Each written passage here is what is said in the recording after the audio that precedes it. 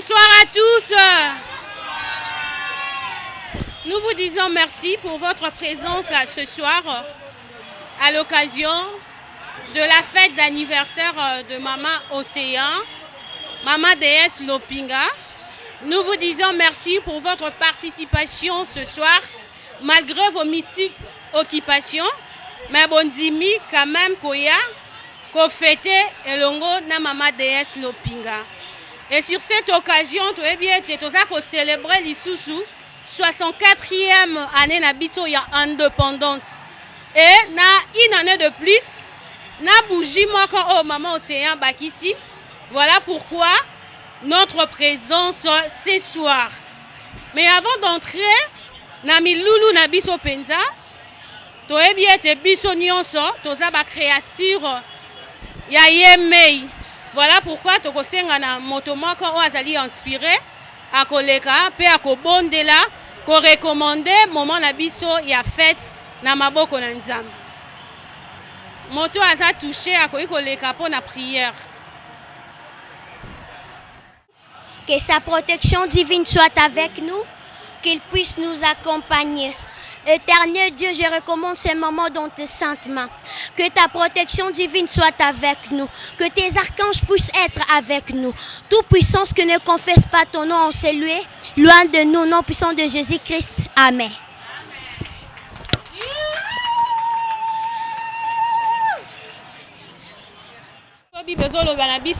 Na circonstance nyonso tokumisa nzambe moto akufi tokumisi moto abotami tokumisi na libala pe tokumisi. Et aujourd'hui Maman déesse Lopinga abakisi une année de plus. Voilà pourquoi tokumisi nzambe pona ko recommander moment na biso na maboko na nzambe. Et je profite de cette occasion pour vous donner cette programme na biso Maman Océan azali na mot de circonstance oya kosala et kozala suivi na bakado na bandeko oyo baye na bakado pe tokoleka directement na table na biso. Et soki DJ azali elongo moko na ngai akobalancer musique tokotelema pona koyamba Maman Océan de la presse. Mo ya circonstance nde tolobaki toyebi ete aujourd'hui nous allons célébrer l'anniversaire de Maman Océan. Nous allons célébrer 64e année d'indépendance Yambo Cannabiso. Et tant que journaliste, et tant que résistante, et tant que moto abakisi une année de plus, Adana Mo Yakoloba d'être pessier. Merci la fille intelligente, Maman Doriane, la fille intelligente. Micro, Kabouya l'homme puissant.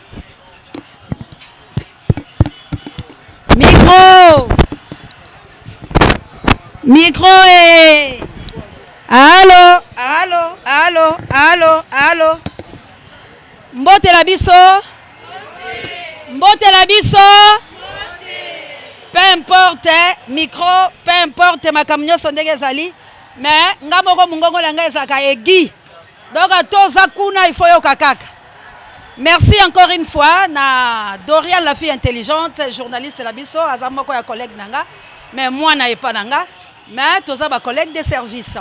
Merci encore une fois na Kabouya l'homme puissant n'échange pas l'équipe qui gagne et pourquoi pas Maman Julie oyaza ko accompagner combat lobi kombeza la bien résistance et sengo ko bundela mboka eza fierté. Néanmoins na pesi bino le susu mbote bino banso o bozwa mikati na wesika. En tout cas, Nzamba Pambola Bino parce que le 30 juin, ils ont fête il y a indépendance, ils ont église catholique et Kouli Sarabala la Bango. Donc la fête ils ont tellement ébélé, pour abandonner misala, ba occupation, pe ba fête pour se présenter Katina Esika. En tout cas, la Pesibino encore une fois merci. Tika Nzambe vraiment azong selabino ya mingi et puis bolimbi simwa muke boyebi karake.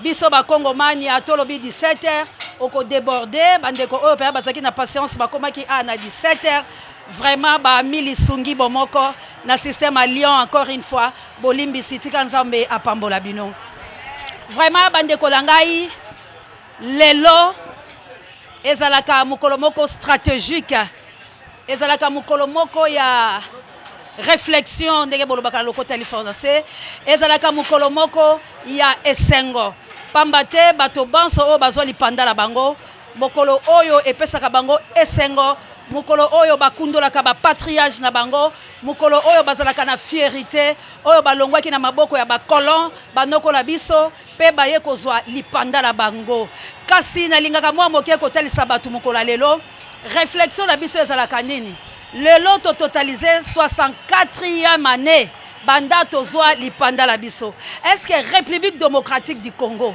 ezali mboka la biso eza développé mboka la biso eza sous-développé et mboka la biso eza na progression nini depuis le 30 juin 1960 oyo lelo to totalisé 64e année donc bana 1960 lelo baza batu le sengo po ba totaliser 64e année ba oyo bakufa tokozwa mwa minute ya silence pamba te biso pe touti kokufela et puis ndenge tozali awa moko na biso pe ya motu ya mama Bijou Bofasa aza présidente na biso na association ebele abungisi pe papa et mutu nyonso yebi Bofasa Djema azala plusieurs fois ministre, plusieurs fois député, plusieurs fois na kati ya entreprise publique. Alors Bofasa Djema a contribué depuis l'époque des Zaïre de Mobutu, paix à son âme. Alors yepe akufi atiki biso. Alors ngai pe kaka na ne oyo na perdra ki pe grand frère nanga le 1er janvier. Alors bande ko la biso ebele o bakufi na este nde lazali ko senga na bino penza so to ko zo minute moko ya silence. Totele mapoto honoré ba mort na biso. Vraiment merci, merci, merci na bande konyoso. Que Dieu vous bénisse. Vraiment notre pays. Et là, on a conscientiser parce que moi, je suis la résistance. Je défends ma patrimoine. Je défends mon pays. Nabundelaka etumba ya mabele ya Congo pour être ngai na yoto soit indépendance. Alors, nazali ko senga la bino banso. Quand bokozonga la bandako, botali sakabana. Lelo 64e année ya indépendance. Congo na yo. Est-ce que ça kobika ndenge nini? Lelo oyo toza esclave. Quoi que nous vivons dans notre pays. Alors esengolanga ya kofetaka le 30 ezalaka pona tombolaka mongoko koyebisa ba congolais toko lia toko mela toko bina même mabele na yo ezala maboko bapaya. Qu'est-ce que tu penses un jour pour ton pays, pour ta patrimoine?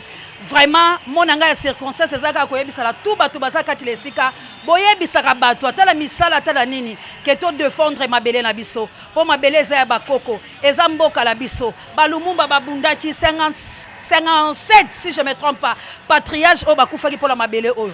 Alors yo nangai totalaka nini esengeli tosala pour la Congo soko tekaka défendre mboka la ona koteka soki osalaka défendre mboka la ona musala osalaka boya corruption soko osalaka pe ba cop na yo défendre mboka la parce que nous voulons que notre pays est tomboma parce que nous avons plusieurs minerais plus de 70 et quelques ba minerais musu ba uti ko tester yango ebimi mais to yebi no ndenga ko sala yango te mais notre pays na ebité so to ko qualifier yango nini aujourd'hui c'est 64e anniversaire de notre pays de l'indépendance. Alors bilomo bomo ndenge leki encore une fois merci Nabino.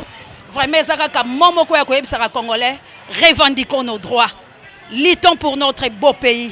Nous avons un pays riche, trop riche. Mais nous-mêmes, la population, nous sommes pauvres. Ne te lâche pas.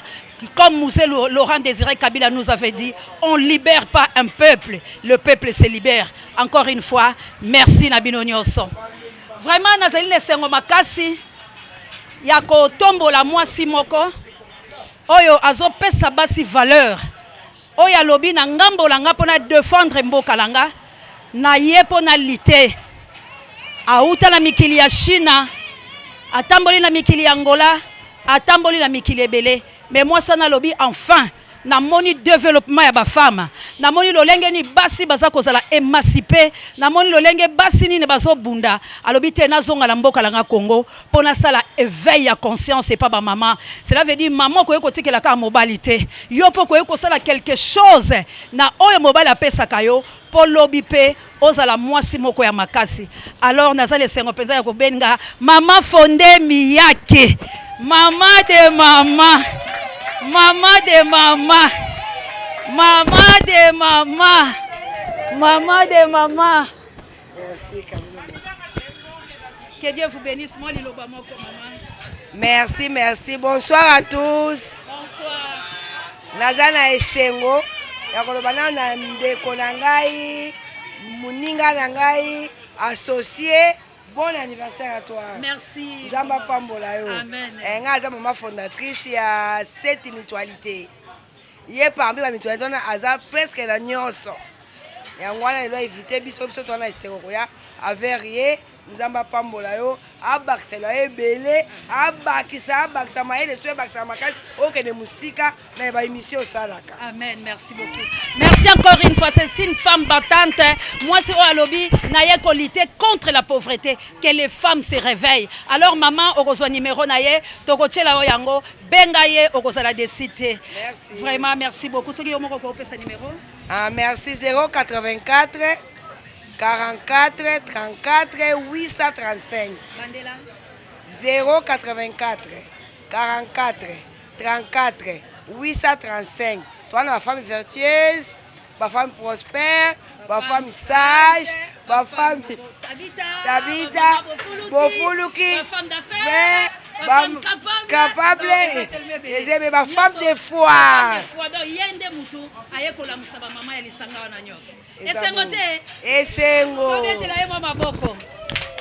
Alors nazape na esengo makasi ya ko présenter pe président la biso ya association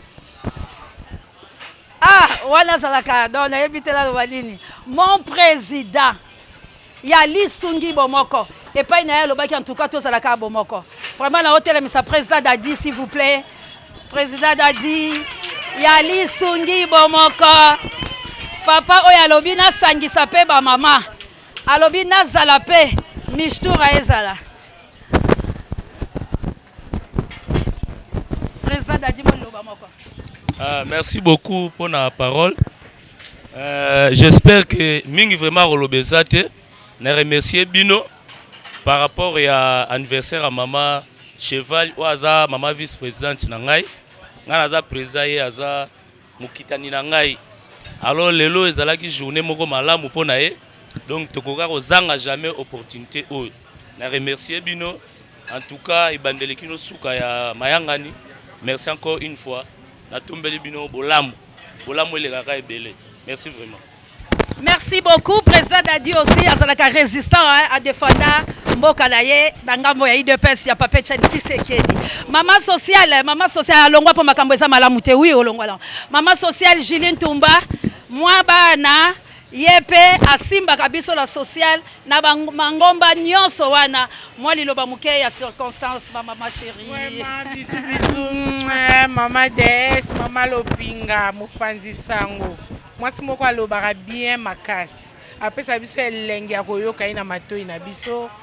Vraiment toi ane sengo mingi ya kosakane sous lelo et puis ça jour moko munene pona mboka na biso ka ndenga lobi jour indépendance yango to loba ke toko zanga te ata ndenge nini toko zanga te na poka lelo ko sangana mama yango na pese ba merci ebele merci ebele na batu nyonso ba eko se présenter na bao bazana nzela. Merci beaucoup. Vraiment merci. Alors merci to monopoliser parole te. Merci la bilonio son Nadège Pasaliawa aza mama trésorière na biso na Tabita mama yakape ba mona yo mosimbi mbongo la biso mama de mama. Lelo to présenter ka ba mama pour anniversaire à maman. Allez. Moi Maloba Mouké. Bonsoir à tout le monde. Bonsoir. Et bonne fête à maman Lopinga. Merci beaucoup. Bonne fête pe na mboka na biso moko. Amen. Toye ko sepela elongo na ye pona mukolo lelo. Dans ana mingi ya koloba te. Merci beaucoup nzamba pambola biso nyonso. Amen. Bon, nazo benga maman sociale na ngai lelo pe ba maman ba papa bolimbisanga la président. Maman sociale na ngai Lio! Maman sociale Lio! Maman de maman Lio! Moi liloba mukeka ka maman sociale ya bolo bezate merci beaucoup ay maman sociale nga lo bagalete ya bina ka kebele merci encore une fois lors dans la patriarche moko ce qui totel mise ko za la justice papa Rémi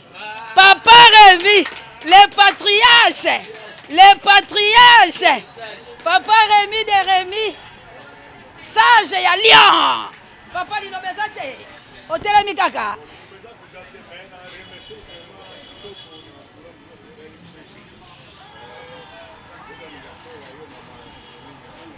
Merci beaucoup. Alors DJ Minga Kolobezate, nazongisi malobe pa ya Mama Dorian, mais que la fête commence.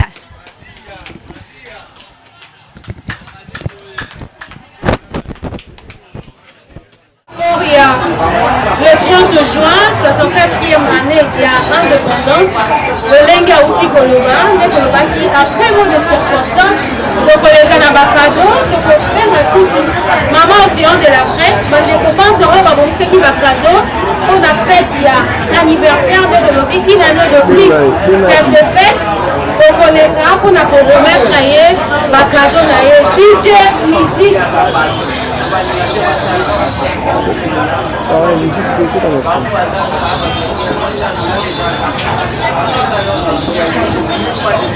Non, c'est un collègue, on descend à ce qui va cadeau, de le poussana.